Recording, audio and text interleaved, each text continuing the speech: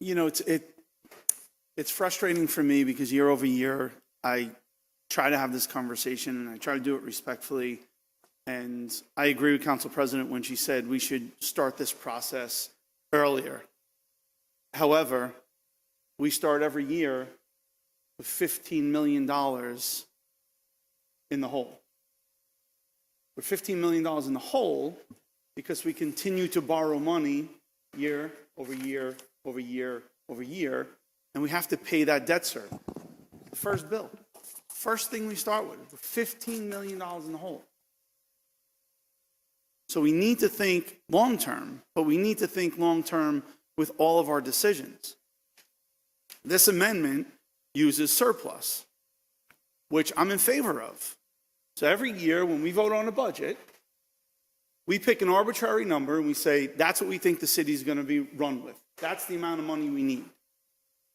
And every dollar that we don't spend, we put into this rainy day fund. We do that in a general surplus. We do that at the parking utility. We do that at the water utility. And we do that with our health insurance fund. That's 4 different buckets of money that we continue to put extra money away based on the taxes of the year before. We are taxing our residents to keep extra money in those funds for a rainy day. For me, it's pouring. An 8.5% to 9% increase total tax across the city of Hoboken is absolutely absurd for me. Now, this amendment helps to further reduce that, which I appreciate and I will support because I think it's better than where we are. But we can't keep going down this road every year and then say, well, we got to do better next time. We got to start earlier next time. Let's cut a little bit here or cut a little bit there. There were budget amendments proposed that did not cut services. They used more of those rainy day funds in all buckets. They cut dollar amounts that were small dollar amounts in most cases that brought us back to the spending level of last year. So there were no cuts. There were no real cuts in those amendments that would have brought this down to zero. All they did was bring every line item back to the amount, roughly. There were a couple that did it, but most of them brought it back to the amount that we spent last year. We're anticipating an increase in all of those lines, and then when we don't spend that money, we go, great, we got it for next year or the following year. On top of all of that, the state has a mechanism to make sure the budget doesn't get spent more than 3% of what the prior year was. But there's a loophole, and we vote for it every year, our cap bank. And every year I say the same thing. We shouldn't be voting on this. This is only going to allow the administration to spend more money next year. I warn my colleagues year over year about all of this. And I respect your decision.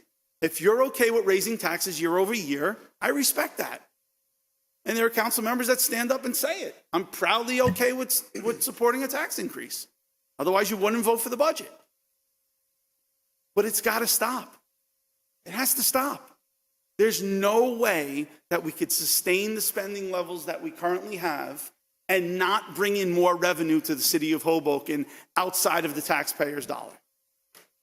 We need to do both. We need to cut the spending and we need to bring in more ratables. That's how we sustain a stable tax base in the city of Hoboken. You can't have it both ways. You can't say we got to do better next year and then not do better all along throughout the year. You have to do better. We have to do better for them. We have to do better.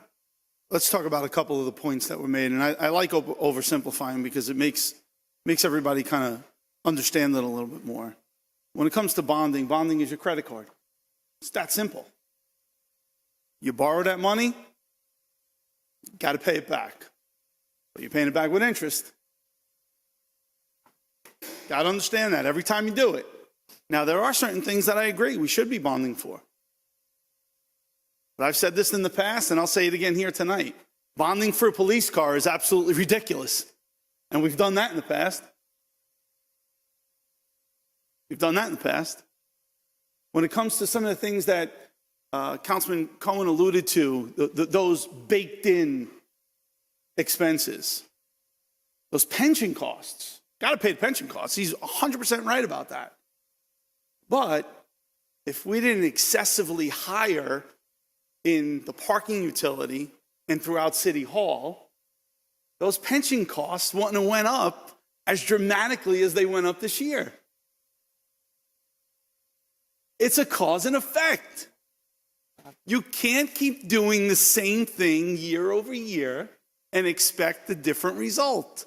You're increasing your staff, you're increasing your pension costs, you're increasing your health care costs. When it comes to health care in the city of Hoboken, we wisely, years ago, moved away from the state health benefit plan. Out of Horizon Blue Cross Blue Shield. Wisely did that. However, our union contracts mimic that plan. So next year, when the state health benefit plan goes up 16%, the employees are going to foot that bill. But the city of Hoboken's portion doesn't go up because it's an artificial number. It's not tied to a traditional health care cost. We pay for our claims. You go to the doctor, it costs you $50, we pay $50.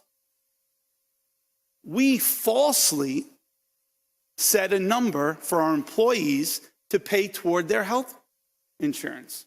And whether it's a high or a low one, it's always a false number because it doesn't correlate to anything.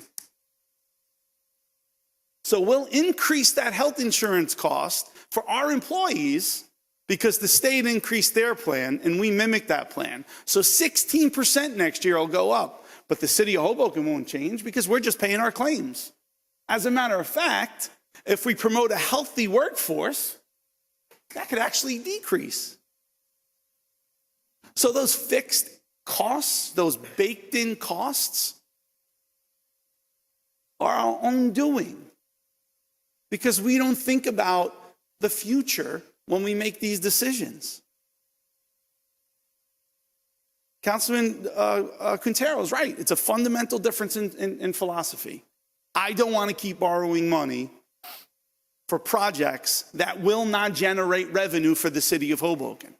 You want to build a park? Great, let's build a brand new park. But let's, in that park, make sure we have amenities for outsiders that could come in and pay for those amenities. How about like a public pool? How about something like that, where it could generate a revenue for the city? Those are the projects that make sense to me. When we keep borrowing and borrowing and borrowing for things that are never going to generate revenue for us, this is what happens. $15 million, day one. When we talk about infrastructure costs, you're going to hear something about this later. Well, we keep paying for all these other agencies. We actually have some on our agenda tonight to pay for a responsibility from New Jersey Transit. Actually, we have two things on tonight that should be the responsibility of New Jersey Transit. But instead, the city of Hoboken says, nah, don't worry about it, Transit. We'll pick up that cost. That's why our budget goes up. That's why spending goes up. Everybody's got their talking points, and I get it. You need to justify whatever vote you make tonight. I understand that, and I respect it. But you can't pretend that the facts are not the facts. If you're going to look at it in a long-term process, you need to look at it in a long-term process. We talked about the Northwest Resiliency Park. I sat on this council. I came to the administration at the time with a plan to get that park paid for. That park would have, instead of $120 million, it would have been zero. Yeah. Did maybe a portion of it have to be developed? Yeah. But that brings in more ratables. On Washington Street, when we did the redesign, it was every other week that the administration came to the city council to ask for change orders. And I sat here every other week and voted no on those change orders because those chickens come home to roost. It will always come back. If we are not increasing our ratables, if we are not bringing more revenue into the city of Hoboken, we will continue to go down this path and taxes will go up year over year over year. I am not okay with that. And I'll reiterate it again. I understand and respect everyone else's decision that is okay with that. And you stand up and you vote for these tax increases year over year. But please don't pretend that the things that we do throughout the year are not the cause of the tax increase. We want services? Absolutely. But we don't have to be redundant in all those services. We don't have to create new departments with a new director. We don't have to have a director in every department with an assistant director in every department. We don't have to do that.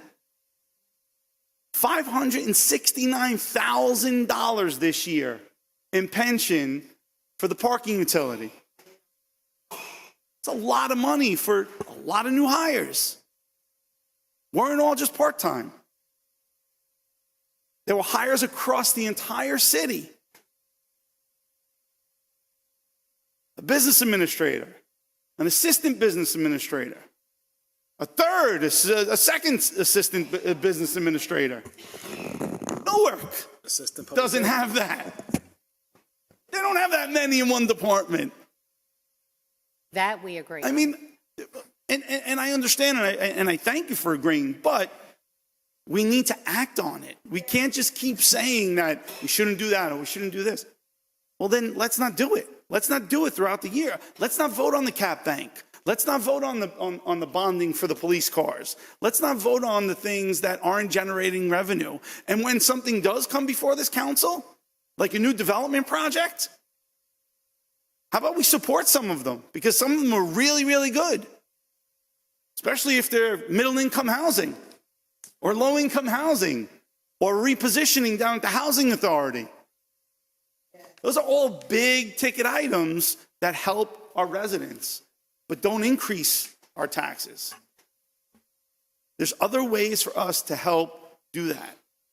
I just cannot support an increase in the budget again this year. I'll be voting no on the overall budget. Any other